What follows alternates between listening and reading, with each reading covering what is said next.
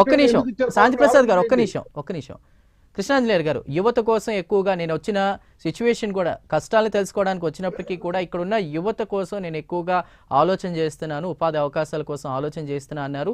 ఉపాధులు కలగాలంటే రావాలి అంటే స్కిల్ అనేది ఉండాలి. ఆ స్కిల్కి సంబంధించి కూడా ఇప్పటికే ప్రభుత్వం వచ్చి 6 నెలలు గడిచిపోయింది, సంవత్సరం టైం పడుతుంది. ప్రతి 2 నెలలకు కూడా నేను వస్తాను, ఇక్కడ పర్యటిస్తాను, యువత కోసం నేను గట్టిగా కృషి చేస్తానంటూ కూడా చెప్పినటువంటి పరిస్థితి. ఇప్పుడు మీరు శాంతి ప్రసాద్ గారు మాట్లాడింది విన్నారు, అదేవిధంగా చిన్నప్రెడ్డి గారు మాట్లాడింది విన్నారు, ఇందాక అక్షర సత్యం గారు మాట్లాడింది విన్నారు. మీ కామెంట్ ఏంటి సార్? ఇప్పుడు ఈ రోజున పవన్ కళ్యాణ్ రోడ్లతో పాటు మిగతా వాళ్ళ ఉద్యోగోపాధి అవకాశాల అంశం కూడా మాట్లాడారు. నాకు తెలిసి భారత రాజ్యాంగంలోని ఆర్టికల్ 46 ప్రకారం 46 అనే కరెక్ట్ సబ్జెక్ట్ కరెక్షన్, అక్కడ ఎవరైతే గిరిజన ప్రాంతాలు లేకపోతే ఎస్సీలకు సంబంధించినటువంటి వీళ్ళ అభివృద్ధికి సంబంధించినటువంటి అంశాల విషయంలో ప్రభుత్వాలు ప్రత్యేకంగా చర్యలు తీసుకోవాల్సినటువంటి అవసరం ఉంది.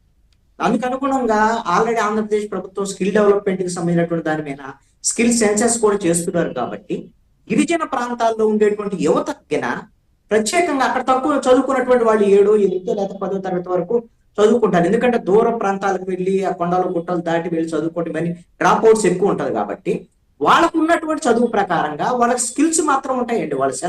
వాళ్ళు అటవీ ప్రాంతాల్లో ఉండి అక్కడ వేట చేయటము, అదే విధంగా ఎక్కువ దూరము వాళ్ళు అటవీ ప్రాంతంలో తిరగటం, కొండలు గుట్టాలు తిరగటం, వాళ్ళకి మిగతా వాళ్ళతో పోల్చినప్పుడు కొన్ని వాళ్ళకి అడిషనల్ స్కిల్స్ ఉండొచ్చు. అందుకు అనుగుణంగా వాళ్ళకి ప్రత్యేకమైనటువంటి స్కిల్ సెంటర్లు ఏర్పాటు చేసి ఇప్పుడు విశాఖపట్నం కేంద్రంగా కొన్ని పరిశ్రమలు కూడా వస్తున్నాయి. కాబట్టి ఉద్యోగ ఉపాధి అవకాశాల విషయంలో గిరిజనులకు ప్రత్యేకంగా గిన ఏవైనా సరే చర్యలు తీసుకునేటువంటి విధంగా పవన్ కళ్యాణ్ గిన చొరవ తీసుకుంటే గతంలో ఉండేటువంటి ప్రభుత్వాల కన్నా కూడా ఈ ప్రభుత్వానికి మంచి పేరు వచ్చేదానికి అవకాశం ఉంటుంది. ఈ చర్య మరి ఆయన చెప్పారు కాబట్టి అందుకు అనుగుణంగా ప్రయత్నం చేస్తారని అనుకుందాం. అదే విధంగా ఇందాక చిన్నపరెడ్డి గారు ఒక ప్రశ్న వేశారు, ఒక ప్రస్తావన కూడా చేశారు, స్పెసిఫిక్ గా కూడా మాట్లాడారు, పల్నాడుకు సంబంధించినటువంటి ప్రస్తావన చేశారు. సరే ఈ ప్రభుత్వం ఏం చేస్తుంది, అద్భుతంగా చేస్తుంది ఏంటి అనేది శాంతి ప్రసాద్ గారు చెప్పుకుంటారు, లేకపోతే వాళ్ళు ప్రభుత్వం వాళ్ళు చెప్పుకుంటారు. కానీ నేను పరిశీలించినటువంటి అంశానికి కూడా నేను ఒకటే అండి, మంచి జరిగితే మంచిది, లేదా చెడు అయితే చెడు అనేటువంటి ఆటోమేటిక్ గా మాట్లాడు. పల్నాడు ప్రస్తావన చేశారు కాబట్టి పల్నాడులో మొన్న అక్టోబర్లో ప్రారంభమైనటువంటి పల్లె పండుగ కార్యక్రమం అసలు ఎలా జరుగుతుంది, ఏ ఏ పల్లెల్లో ఏ విధంగా రోడ్లు వేస్తున్నారు అనే దాంట్లో నేను నేరుగా గురిజాల నియోజకవర్గం, మాచవరం మండలము, వేమవరం, కొత్తపాలెము, అదే విధంగా తురకావారిపాలెము, అదే విధంగా మాచర్ల నియోజకవర్గంలో మండాది, ఈ ప్రాంతాల్లో నేను స్వయంగా వెళ్ళానండి ఆ కార్యక్రమాలకు సంబంధించినటువంటి విషయం. ఇప్పుడు 3 నెలల్లో జరిగినటువంటి సిమెంట్ రోడ్ల నిర్మాణానికి సంబంధించినటువంటి అంశాలు కూడా కొన్ని గ్రామాల్లో చూసాం. పల్నాడు ప్రాంతం ఏమో మిగతా ప్రాంతాలకు భిన్నంగా పల్నాడులో ఏమి అభివృద్ధి జరగటం లేదు ఈ పల్లె పండుగలో, గ్రామ పంచాయతీలో అనేటువంటిది చిన్నపరెడ్డి గారు ఏ విధంగా చెప్పారో నాకు తెలియదు. కానీ ఈ పల్లె పండుగ సంబంధించినటువంటి కార్యక్రమంలో ఒక్క మాచర్ల నియోజకవర్గంలోనే 77 గ్రామ పంచాయతీల్లో 130 రకాల పనులు, అభివృద్ధి పనులు, రోడ్ల దగ్గర నుంచి కాలువల దగ్గర నుంచి వీటికి సంబంధించిన పనులు జరిగినట్టుగా నేను అక్కడ ఉండేటువంటి అంశాల మీద నాకు ప్రత్యేకంగా పల్నాడు అంటే ప్రత్యేకమైన అభిమానం. మేము పల్నాడు డెవలప్మెంట్ మీద నేను ప్రత్యేకంగా కొంత వర్క్ కూడా చేశాను, అది నా ఇంట్రెస్ట్. నేను అందుకని ఆయన చెప్పగానే నేను అంకెలతో సహా చెప్పగలిగింది. గురిజాల నియోజకవర్గం, అదే విధంగా మాచర్ల నియోజకవర్గం తీవ్రమైనటువంటి వెనకబడినటువంటి ఈ పల్లె పండుగ కార్యక్రమంలో అంతకుముందు కూడా డెవలప్మెంట్ జరగలేదని అంటలా. అయితే గత 5 ఏళ్లలో రోడ్లు వ్యవహారం అనేది వాళ్ళ ప్రయారిటీ కాదు, వాళ్ళు డబ్బులు బటన్ నొక్కటం వ్యవహారం. అంతకుముందు కొన్ని డెవలప్మెంట్స్ జరిగినట్టు ఇప్పుడు గ్రామ పంచాయతీలకు సంబంధించి పల్లె పండుగలో డెవలప్మెంట్ జరిగినాయి. కాదు అని అంటే ఒకవేళ అంటే మాచర్ల గురిజాల నియోజకవర్గం నేను చూసి చెప్పాను, కాదు అని అంటే చిన్నపరెడ్డి గారి ఇష్టం. ఆయన గురజాల్లో మీరు ఏ గ్రామం పోయినా, ఈ ఆంధ్రప్రదేశ్ లో ఏ గ్రామం పోయినా కనపడితే చెప్పండి సార్. అవి కూడా నేను వెళ్ళాను సార్, వెళ్ళిన ఊర్లు చెప్పాను.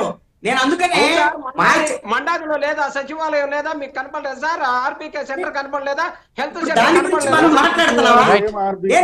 పల్లె పండుగలో డెవలప్మెంట్ కి సంబంధించినటువంటి అంశం గురించి మాట్లాడుతున్నాను.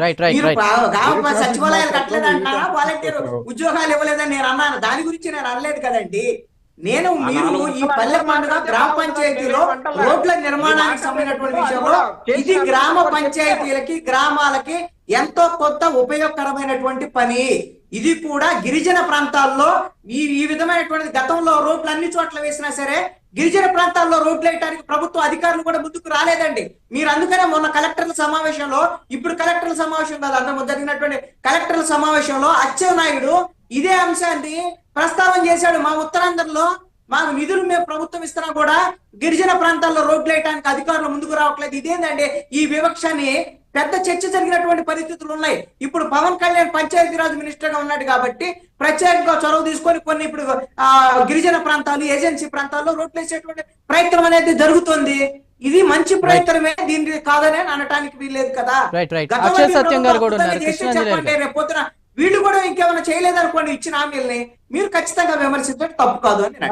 రైట్ ఒక్క మాట చెప్పేసి మళ్ళీ అక్షర సత్యం గారు వెళ్తారు. సార్ నేను అడిగేది మాచర్ల నియోజకవర్గం పట్ల కానీ పల్నాడు పట్ల కానీ మీకు ఉన్నటువంటి అభిమానానికి థాంక్స్ సార్. మేము కూడా మాచర్ల నియోజకవర్గానికి సార్ మనం గిరిజన ప్రాంతాల అభివృద్ధి గురించి మాట్లాడుకుంటున్నాం. చిన్నప్రెడ్డి గారు 5 గ్రామాల ప్రెసిడెంట్ నెంబర్లు నేను మీ నెంబర్ తీసుకుంటాను ప్రైమ్ లైన్ వాళ్ళ దగ్గర. 5 ప్రెసిడెంట్ నెంబర్లు ఇస్తా, మీరు ఒకసారి మాట్లాడండి. ₹1 నిధులు విడుదల చేశారనంటే నేను మళ్ళీ మీకు క్షమాపణ చెప్తా. ప్రతి ఊరు గురించి తెలుసండి, ప్రతి ఊరు గురించి తెలుసు. పల్నాడు ప్రాంతంలో నాకు ప్రతి ఊర్లో ఉండేటువంటి అందరితో కూడా పరిచయాలు ఉన్నాయి. మీరు ఏ ఊరుకు సంబంధించిన సమాచారం అయితే ఖచ్చితంగా మాట్లాడాలి. నేను ఈ ప్రభుత్వం ఏదో అద్భుతంగా పనిచేస్తుంది, ఈ ప్రభుత్వం నేను అని అంటలేదండి. ఈ పల్లె పనుల ద్వారా కొన్ని రోడ్లు వేసినటువంటి పనులకు సంబంధించిన అంశాలు. ఒక్క నిమిషం మళ్ళీ మీ దగ్గరకు వస్తాను. ఒక్క నిమిషం. అక్షర సత్యం గారు, నాదొక ప్రశ్న అండి. ఇందాక మన